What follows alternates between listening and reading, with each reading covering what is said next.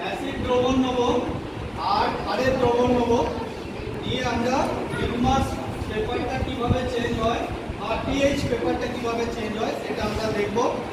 এটা আমরা test tube নিয়েছি, এই টেস্ট টিউবের মধ্যে আমরা এখন প্লেন জল নিয়েছি, এধারে আমি একটা রাখলাম টেস্ট টিউব আর এদিকে একটা রাখলাম। এরপরে আমার কাছে আমি একটু ভিনিগার নিয়ে এসেছি, এটা আমার কাছে ভিনিগার আছে।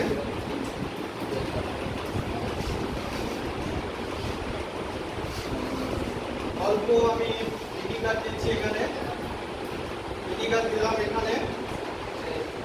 আর এইটার মধ্যে আমার একটু সাবান গুঁড়ি আছে, যেটা আমরা ডিটারজেন্ট পাউডার যেটা ব্যবহার করি, সেই ডিটারজেন্ট পাউডারটা এখানে আমরা দিলাম। তাহলে এই দ্রবণটা আমার কি হলো? অ্যাসিড হলো।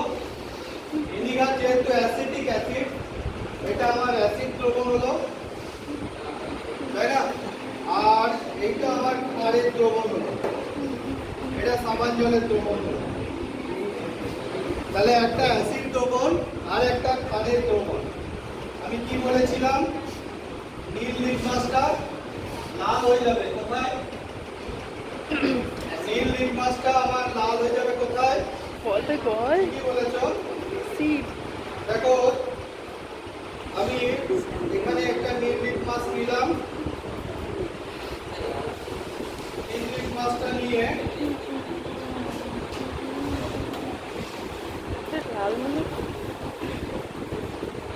আচ্ছা নীল লিটমাসটা আমি অ্যাসিডে ডোবাচ্ছি, কি হয় দেখো।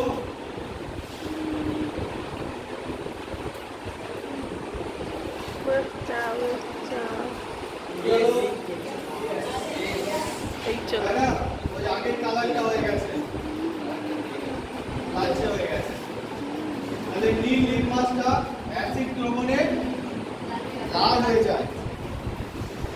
এইটাই আমি আরেকবার ফের দেখাচ্ছি। আমি যদি এই ঘরটা ব্যবহার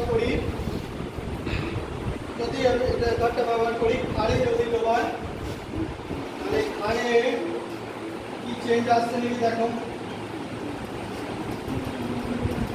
দেখেছো ক্ষারে ডোবানো হয়েছে, কিছু হয়নি, নীলটা নীলই আছে।